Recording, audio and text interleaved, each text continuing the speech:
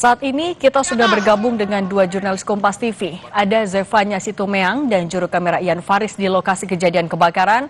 Dan ada juga Fedriska Ananda dan juru kamera Bondan Wicaksono. Kita ke Zevanya dulu. Zevanya, jadi update terkini sudah ada korban berapa banyak yang ditemukan oleh tim gabungan di sana?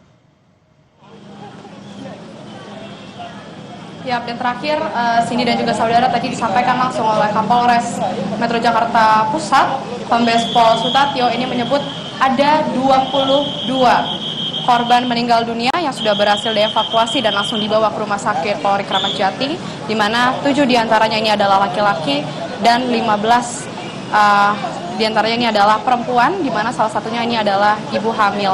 Tadi dinyatakan bahwa proses evakuasi sudah selesai dilakukan, di mana saat ini dari Gulkarmat Provinsi DKI Jakarta bersama dengan Polres Metro Jakarta Pusat ini tengah melakukan olah TKP untuk melakukan penyisiran kedua kalinya atau double check begitu ya, memastikan bahwa kondisi sudah benar-benar kondusif, sudah tidak ada lagi korban begitu. Ini memastikan kembali, dan tadi kami juga mengkonfirmasi bahwa api juga memang sudah sepenuhnya padam, sudah tidak ada lagi api-api kecil yang menyala begitu, di mana saat ini fokusnya adalah untuk double check atau penyisiran kembali. Tadi juga alat-alat sudah dilakukan perapihan oleh petugas Gulkarmat Provinsi DKI Jakarta. Apel selesai bertugas juga tadi sudah dilakukan, sehingga saat ini dari Gulkarmat DKI Jakarta ini akan kembali ke markasnya masing-masing begitu. Dan saat ini tadi disampaikan juga pernyataan terakhir dari Kadis Gulkarmat DKI Jakarta Bayu Megantara bahwa ada korban yang selamat juga yang sudah diselamatkan, yakni ada 19 orang, di mana rata-rata korban yang selamat ini tidak ada mengalami luka bakar, tapi memang mengalami luka-luka seperti terkena serpihan material yang berjatuhan, kemudian juga mengalami sesak begitu ya, hingga lemas. Namun ini juga sudah diamankan, dibawa langsung ke rumah sakit begitu.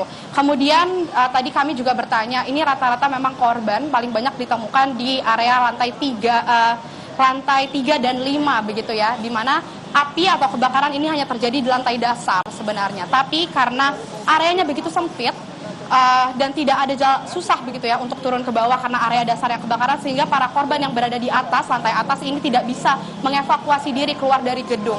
Sehingga rata-rata korban yang meninggal ini dikatakan kemungkinan dikarenakan kehabisan oksigen karena asap yang begitu pekat begitu ya, menguasai area lantai 3 sampai dengan 6 ke atas. Demikian Cindy, terkait dengan penyebab juga tadi disampaikan ini dugaan sementara karena ledakan baterai yang ada di area lantai dasar, tapi ini masih dalam proses penyelidikan juga. Tadi dikatakan oleh Kapolres Metro Jakarta Selatan ini masih akan melakukan penyelidikan lebih dalam terkait penyebab dari kebakaran yang terjadi di gedung drone ini. Zevanya, kalau begitu ketika sudah selesai pemadaman, saat ini yang akan dilakukan selanjutnya apa? Apakah olah TKP? Dan bisa dipastikan tidak ada korban lagi yang masih terjebak? Ya, Cindy, saat ini Polres Metro Jakarta Selatan, Jakarta Pusat maksud kami, bersama dengan Gulkarmat DKI Jakarta ini masih sedang melakukan olah TKP di dalam dilakukan double check penyisiran kembali untuk memastikan sudah benar-benar tidak ada korban lagi yang harus dievakuasi. Karena tadi penyampaian terakhir ini Kapolres, begitu juga dengan dari Kadis Gulkarmat DKI Jakarta menyebut total yang sudah final begitu ya, korban ini ditemukan ada sebanyak 22 orang, di mana 7 diantaranya ini adalah laki-laki dan 15 diantaranya ini adalah perempuan. Dan rata-rata memang korban ini meninggal dikarenakan kehabisan oksigen karena tidak bisa bernafas akibat asap yang begitu pekat di area lantai 3 hingga lantai 5 ke atas. Dan ledakan atau kebakaran ini terjadi di area lantai dasar. Tadi juga dikatakan ada satu korban yang ditemukan di lantai dasar begitu ya, di area kebakaran. Sehingga memang saat ini dari petugas masih melakukan penyisiran kembali untuk memastikan sudah benar-benar tidak ada korban. Tadi juga disampaikan ada beberapa petugas yang mengalami luka-luka juga, seperti dari tim Gulkarmat ada yang terkena serpihan material yang jatuh begitu. Tadi dari pihak polisi juga ada yang sedikit luka-luka, tapi sudah langsung ditangani untuk dilakukan pemulihan. Kembali ke studio, Cindy. Oke, dari TKP kita bergeser ke RS Polri. Fedriska, kalau tadi disampaikan ada 22 jenazah. Kalau di RS Polri sudah berapa yang tiba di sana? Apakah identifikasi juga sudah dilakukan?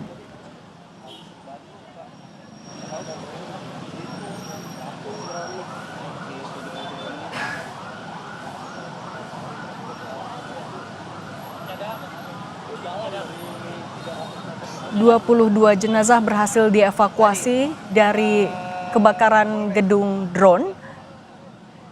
Diinformasikan tadi sebagiannya adalah wanita, ada pula ibu hamil yang sudah berhasil dievakuasi. Sisanya juga ada yang laki-laki.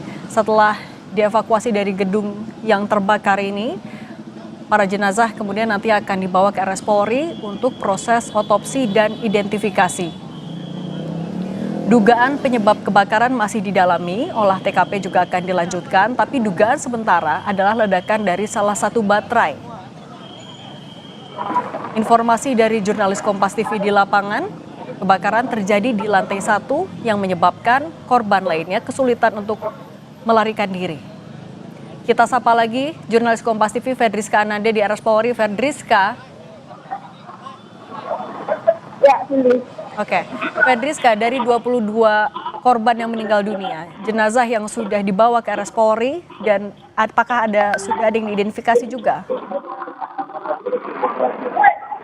Saat ini dari RS Polri masih menunggu terkait dengan surat permohonan proses identifikasi dan juga otopsi dari penyidik Polres Metro Jakarta Pusat. Karena tadi seperti disampaikan oleh Kepala Rumah Sakit RS Polri, disampaikan bahwa mereka belum bisa membuka ataupun melakukan proses identifikasi jika belum ada surat permohonan identifikasi dari penyidik. Jadi memang saat ini meski beberapa saat waktu lalu baru saja tiba satu jenazah laginya, artinya sudah 22 kantung jenazah yang diterima oleh RS Polri, namun memang belum dapat dilakukan pemeriksaan karena masih menunggu terkait dengan surat permohonan pemeriksaan dari penyidik Polres Jakarta Pusat.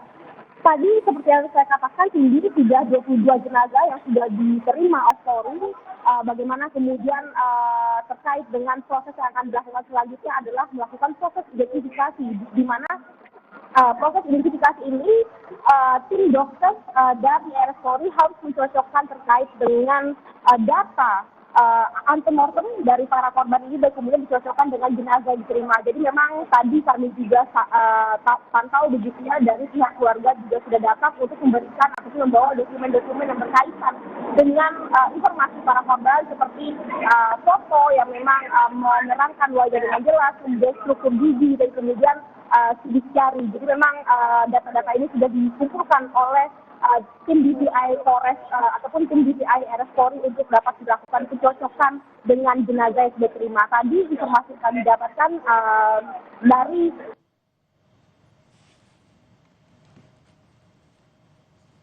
yang akan diserahkan untuk melakukan pemeriksaan untuk dapat melakukan serangkaian pemeriksaan yang akan dilakukan terhadap ke-22 jenazah yang sudah diterima di RS Polri saat ini. Jurnalis Kompas TV Fedriska Ananda dan Bondan Wicaksono dari RS Polri. Sebelumnya ada Zefanya Situmeang dan Ian Faris dari TKP. Tetap berhati-hati teman-teman. Terima kasih atas laporan Anda.